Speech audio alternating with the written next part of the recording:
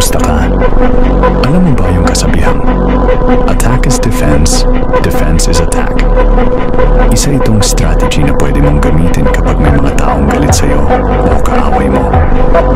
Ang attack is defense ay isang paraan na ginagawa na kung saan ay kailangan mong lumaban upang depensahan ang iyong sarili.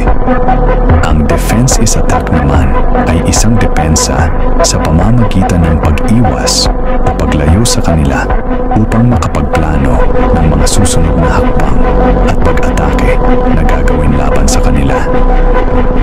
Ang dalawang ito ay iisang strategy, ngunit magkaiba ang paraan sa paggamit nito, depende sa sitwasyon o sa pangangailangan.